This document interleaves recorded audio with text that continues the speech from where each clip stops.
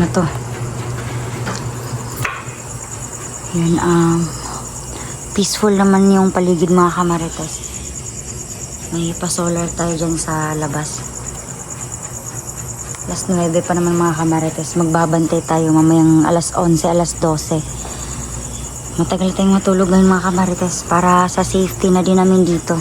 Kasi wala si Patrick kaya yun, magmasid lang tayo dito mga kamarites. Baka nangyari kay Kuya Bads, kay John Ray at sa ibang hunters mga kamarites ay totoong-totoo yung mga kamarites. Kasi nga, yung mga bandido, galit na galit yan sa mga tao na mababait, yung tagapagligtas ng mga tao, yung tumutulong sa kapwa, galit na galit yan sila mga kamarites. So, hate na hate nila yung mga tao na gumagawa ng kabutihan. Mas gugustuhin ng mga bandido, mga kamarites na mag-recruit ng napakadaming tauhan para maghasik ng kasamaan.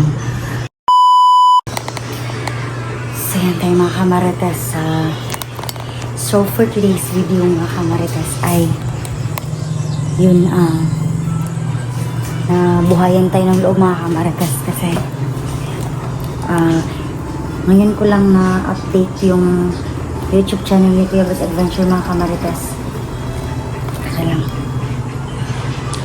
So, na-update ko na yung YouTube channel ni Kuya Bads Adventure ng Makarites. Ngayon lang talaga kasi. Ngayon lang lumakas yung wifi namin dito mga kamarites. So, yung update ko mga kamarites ay yung etong si Butakal ay galit na galit kasi yun, buhay pa daw itong si Kuya Bads Adventure mga kamarites. Batang hina-hina ng ano dito. Sisilip ko lang yung bahay namin kasi for safety na din. Yung alas 9 na mga kamarites. So yun, galit na galit ngayon si Butakal mga kamarites kasi nga buhay na buhay pa si Kuya Bads Adventure mga kamarites. So yun, gumaan na po yung loob natin. Ang ingay-ingay ni Juno. Dito tayo. So yan, galit na galit ngayon si Butakal mga kamarites kasi buhay pa pala si Kuya Bads Adventure mga kamarites. So yun, thank you so much pala sa mga lahat ng magdarasal para sa kaligtasan ni Kuya Bads Adventure mga kamarites. Kung hindi dahil sa prayers na ay di ko na alam kung saan siya ngayon pupulutin si Kuya Bads. So yun, yun talaga, na-realize ko ng mga kamarites na yung kasamaan talaga ay hindi yan mananaig kahit kailan mga kamarites. So yun, yung nagpapasalamat talaga ako mga kamarites na nakita ko sa video ni dun sa YouTube channel ni Kuya Bads Adventure na yung buhay pala siya. Then nung narinig ko na may nagpuputukan dun sa kabilang bundok. So yun, napaka-critical talagang napaka-critical na ng sitwasyon ngayon sa bundok mga kamarites. And ngayon ko na ngayon may tanong tayo kung magkakaroon ng putukan doon sa bundok mga kamarites. Posible kaya na may mga civilian kaya doon na madadamay, yung mga inosente ba, yung mga walang kasalanan. Yun, laganap talaga ngayon sa bundok ang mga kasamaan mga kamarites. May narinig tayo doon sa video ni Adrian na doon sa video ni Adrian at saka ni Butakal na lahat daw ng mga asawa ng hunters magpapadala siya ng mga tauhan mga kamarites. So yun, delikado ngayon yung mga asawa ng hunters.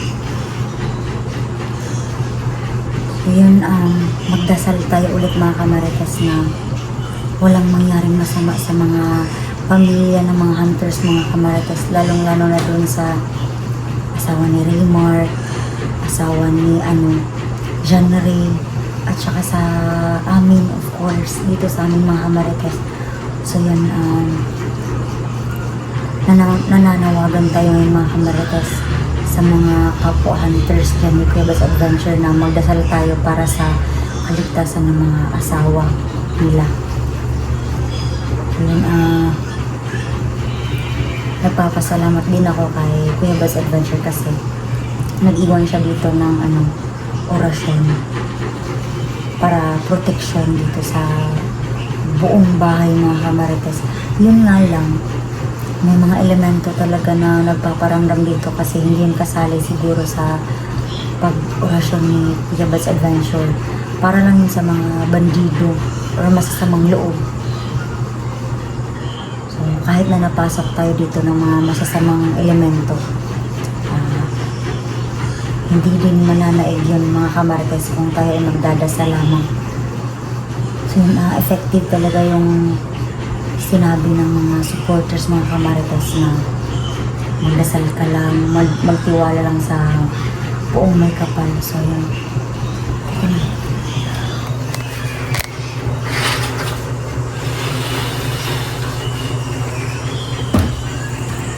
Ano to? Yun, peaceful naman yung paligid mga kamarites. May pa-solar tayo dyan sa labas. Alas 9 pa naman mga kamarites. Magbabantay tayo mamayang alas 11, alas 12. Matagal tayong matulog ngayon mga kamarites para sa safety na din namin dito. Kasi wala si Patrick kaya yun, magmasid lang tayo dito mga kamarites. Baka sakaling may matagpuan tayo dyan. So far mga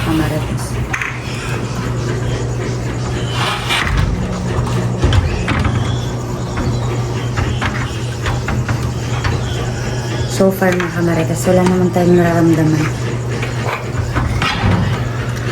So kapag may marinig tayong aso, alulong ng aso, so yun yung ibig sabihin na may kakaibang tao dito sa bahay ko, sa paligid ng bahay ni Kuya Bats Adventure mga kamarites.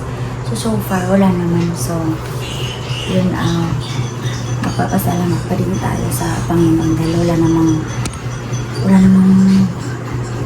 tayong na-feel na masama ngayong araw.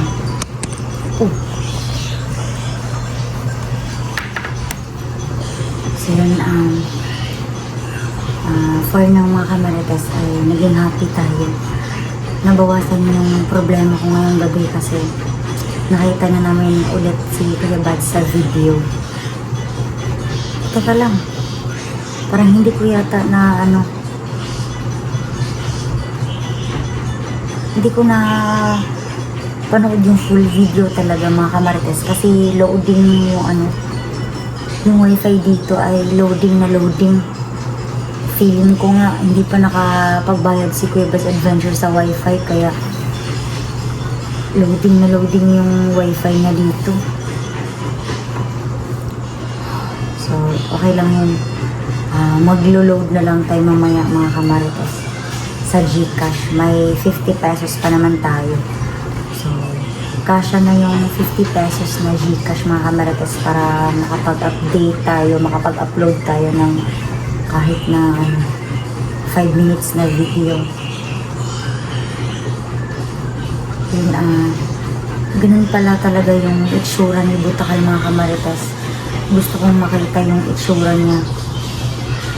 Si Adrian, nakita ko naman yung mukha niya sa video. Itong si Butakal, hindi ko talaga nakita yung yung mukha niya. Feeling ko ay kasing pangit niya yung kasing pangit ng ugali niya, yung mukha niya. So yun, wala talaga akong masabi sa kasamaan ng mga bandido na nasa bundok ng mga kamarites. So by the way mga kamarites, may nag-comment pala sa comment section mga kamarites. Sinabi niya na legit ba daw yung mga ganoong scenario doon sa bundok mga kamarites. So, paulit-ulit natin sinasabi mga kamarites na yung mga ganoong sitwasyon mga kamarites, yung nangyari kay Kuya Bats, kay John Ray, at sa ibang hunters mga kamarites ay totoong-totoo yung mga kamarites. Kasi nga, yung mga bandido, galit na galit yan sa mga tao na mababait, yung tagapagligtas ng mga tao, yung tumutulong sa kapwa. Galit na galit yan sila mga kamarites. So, hate na hate nila yung mga tao na gumagawa ng kabutihan. Mas gusto nila ng mga bandido, mga kamarites na mag-recruit ng napakadaming tauhan para maghasik ng kasamaan. So, sa mga nagsasabi dyan na hindi daw yung legit, try niyong pumunta sa bundok para malaman niyo kung gaano kasama or para ma-experience niyo kung paano ba yung mabihag, paano ba yung mararamdaman mo kapag ikaw yung sasaktan ng mga bandido. So, sabi sa akin ni Papa, mga kamarites, yung mga bandido, mga kamarites, hindi yan sila, tawag nito, parang may mga kapangyarihan yan sila, mga kamarites. Hindi yan sila mga ordinaryong tao lang. Yung mga bandido kasi, mga kamarites, gahaman yan sa kapangyarihan, mga kamarites. Katulad na lamang ng mga orasyon para madami kasing klase ng orasyon, mga kamarites. Yung orasyon na ginagamit nila or yung kapangyarihan or tawag nito, yung mga bertud nila, mga kamarites, ginagamit nila yan sa kasamaan. Yung iba nga na mga bandido, mga kamarites, pumapatayan sila ng tao. Yung tawag nito, yung nag-aalay sila ng dugo ng tao or parang tawag nito, kung may makikita sila ng ibang tao na dun sa kanilang area, kinukuha nila, pinapatay para mas lalo silang lumakas. So yun, galit na galit si Butakal, mga kamarites, kasi katulad na lamang ni Kuya Bad's Adventure, isa siyang tagapagligtas doon sa mga naaapi doon sa bundok. Galit na galit yan sila sa mga taong mababait, yung tumutulong. Galit na galit yan sila, baka kasi matalo sila ni Kuya Bad's Adventure. So, yun lang yung punto na gusto kong sabihin, mga kamarites ba, na pag hindi mo na-experience, huwag ka nalang maging judgmental. Paano mo naman masasabi na hindi legit yung mga bandido kung hindi ka mismo pumunta dito sa Mindanao? So, yun. So, hope na nasagot ko na yung tanong mo na legit ba kaya yung mga ganun bagay. So, yun lang talaga masasabi ko in short. Bakit di mo i-experience yan, mga kamarites? Baka kung na-experience mo yan, iiyak ka talaga sa takot. So, yun, believe na believe talaga ako kay Kuya Bad's Adventure. Dahil isa siyang matapang na tao. Kahit na mabihag man siya, kahit na may pamilya siya dito, gagawin ng lahat, mga kamarites, para makatulong sa kapwa-tao. So yun, parang alas 10 na yata. So hindi na nga tayo matutulog ngayong gabi, mga kamarites. So yung gagawin ko ngayong gabi ay maglalaro ako ng ML para hindi tayo makatulog. Kasi nakakatulong yung ML, mga kamarites, para hindi tayo aantukin, para magmasid tayo dito sa buong paligid ng bahay ni Kuya Bad's Adventure, kasi wala si Patrick talaga, mga kamarites. And sana ay gabayan kami dito ngayong gabi sa pagtulong namin, samahan kami ng Panginoon, mga kamarites. And sana ay magdasal din kayo para sa kaligtasan ni Kuya Bad's Adventure at sa kaligtasan namin dito sa bahay niya.